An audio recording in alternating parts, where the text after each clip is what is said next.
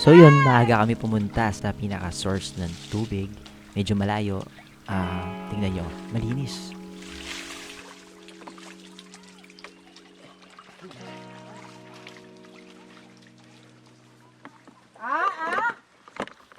So yun, dito na kami. Dito sila kumukuha ng tubig, panligo. Tapos, nandoon yung pang-inom. Dito sila kumukuha ng pang-inom. Tingnan nyo. Malinis to siya. Diyan sila kumukuha ng pang-inom. Isipin nyo kung gaano. Malinis siya. Malinis. Pero yung layo at distansya ng pinagkukunan nila ng tubig, imagine mo na lang kung gaano dinaanan natin kanina, maputik. Tapos, ayan yun.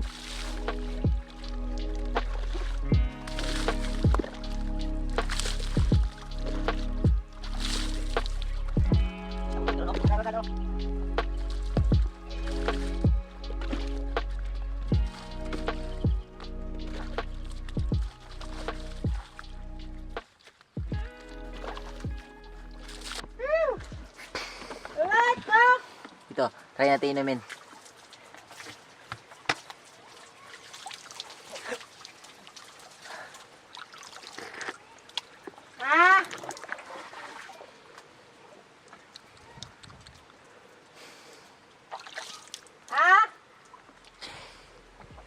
Cheers, friend. Takpan natin.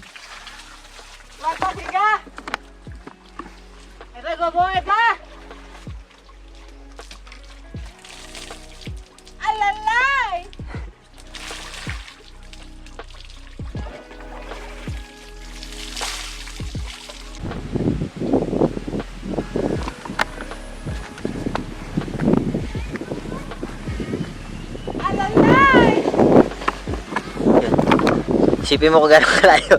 Andun yung tubig. Doon yung pinag-iigiban nila. Doon sila naliligo. Iba nag-iimbak na sila. Pero malamig yung tubig. Lahat sila nandun na nag-ano sila. Isipin mo, no? Kalayo. Kaigib lang, makainom. Bibit-bitin nila ngayon. Dudulas-dulas pa.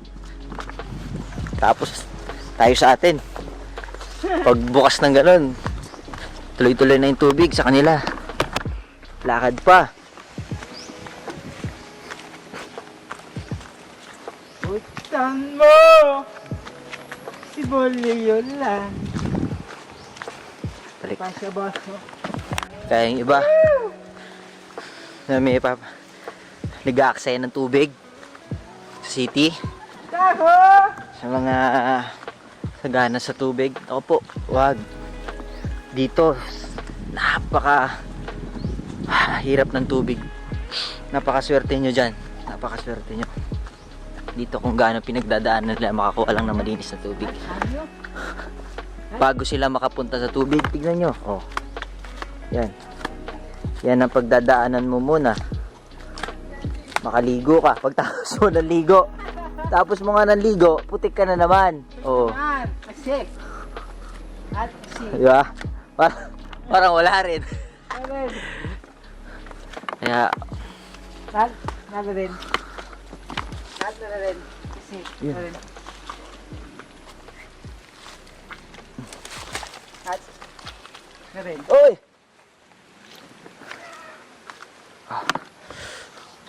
Wala na, putik na ulit. Putik na. Wala na. Harap na naman tayo tubig doon na panghugas. Ah.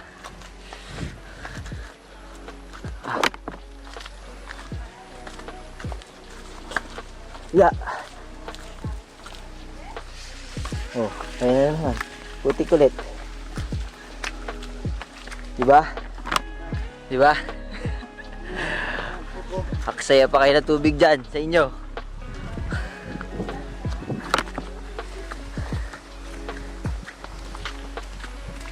Whew!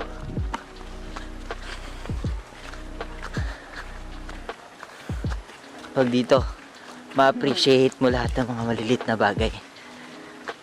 Yung mga naaaksaya ng mga ibang tao. Kahit ako mismo. Amin ko meron din kasing naaaksaya minsan na ano. Pero dito napaka halaga. Tubig, pagkain.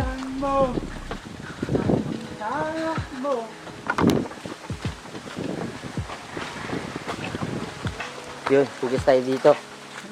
Malinaw na nga ito. Para mabawasan lang yung putik. Pero naligo na tayo dyan, ha. Naligo na tayo. Kasi, tayo.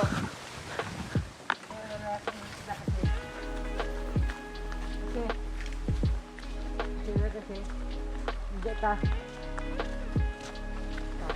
Kasi, hindi ka.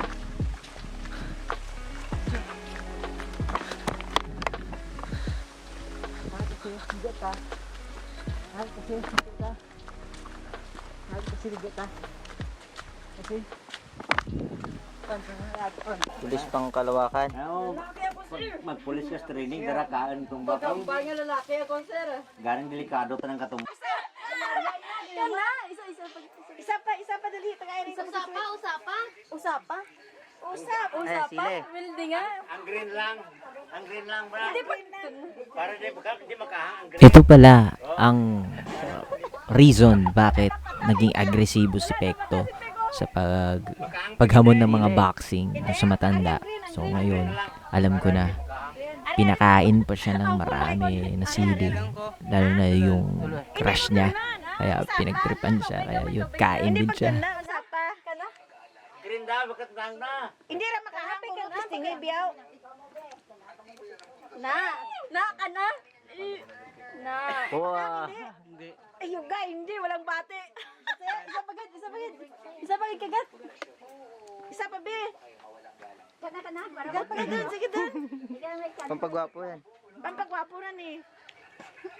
Kahang hindi. Hindi? Tubig! Yan, tubig! Isa pa, pusa aday. Tubig! Pusa aday. Pusa aday. Hindi maanghang para kay Pekto. Sili yan, sili. Ang problema. Nandyan si Crush. Siya. Kada bakit? Isawit. Pusa lang usapa. Hindi ko rin kadulot kay Victor kahapon daw. At dito pagdating, pagbaba, yun na. Kapakyaw. Si? Ako pakyaw ko. Pakyaw. Money. Manny Pacquiao. Sumbag ko Victor kadaginan. Mas nadagdagan yung galit ni Pekto dito dahil si Crush yung naglagay na ng gloves dun sa kabila. Pagkano boleh mo sana? Pitkan mo lang. Basta manawa. Ito mapapansin mo talagang gigil si Pekto dito sa lalaki to. Pitkan mo lang. Pitkan lang.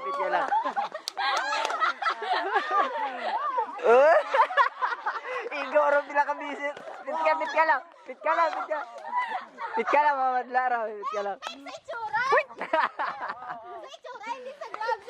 Pitkan lang. Sa di inaasahan natumba si Pekto pero bangon para kay nandyan si Crush nakatingin sa kanya kaya hindi kailangan mapahiya. Okay, dala, check. Okay. Gay. Ding. Pitkan, walang hina lawas na.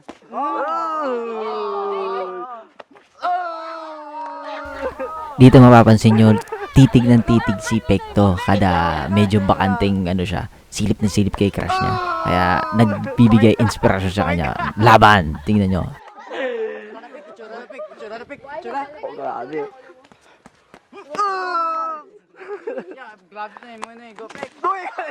Iba talaga pag nakarami ng sili.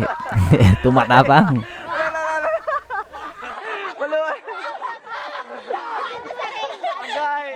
Kaya pa. Kaya pa daw, kaya pa. Huwag dapekon to tayo. Pitkan mo lang. No! Ano? Poink. Poink.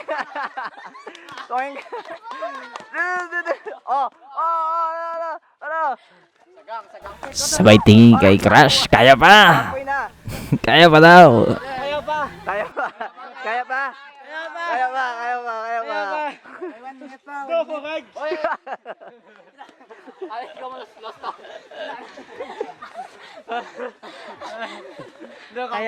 Tubig. Tinginan mo siya kay Crush. Yan, hugot. Kaya ko! Tubig. Ding. Naisang para kay... Grabe. Sang.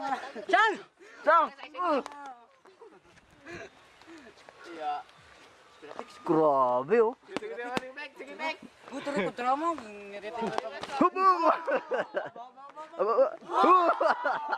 Hindi lang pala sa sili. Pag nakatitig pala yung inspirasyon mo, tumatapang siya, no? Talagang nagiging agresibo siya. Tingnan mo. Yun, oh. Yo! Sang, para sa'yo daw, Sang.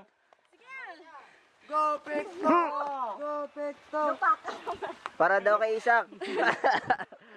Di siya pa!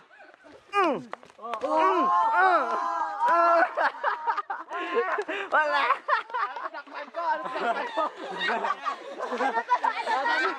Ay, lain na tayo mo. Alam ko, dakpan ko. Kaya pa, hapo na. Tama na? Kaya pa! Oh! Maluhay ka mo. Na-knockout man sa first round, pero nakabawi si Pekto rito. Lamang. Okay na. Tama na. Wala. So dito, dineclare natin si Pektong winner. Pero yun lang, sa realidad, dun sa babae niya, mukhang talo siya. Winner.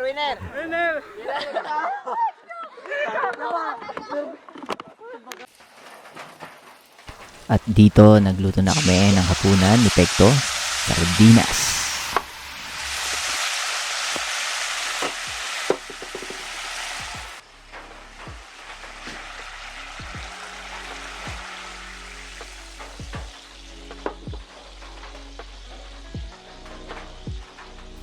So, merong talong na mga nakatanim sa likod. Inutusan ko na siyang kumuha. Hop. Uy.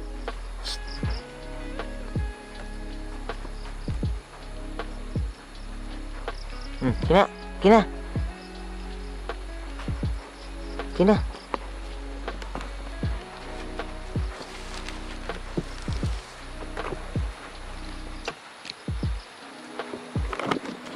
Kumuha kami talong. Halo namin sa sardinas. Kumuha kami. Diyan lang namin kinuha. Bukas bibili kami dyan.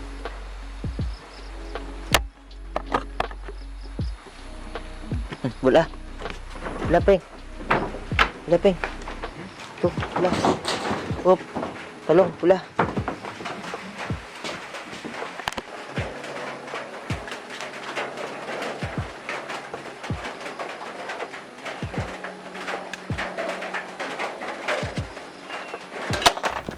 Pero habang nagluluto ko, talagang nakita ko si Pekto hindi makamove on. Tingnan mo, nagsha-shadow boxing pa rin kahit gabi na. Gutom lang yan, Pekto. Tara na, kain na tayo. Lagi mo tandaan, too much love will kill you. Kaya tara na. So, yan ang hapunan namin ni Pekto. Sardinas. Tuyo. The best.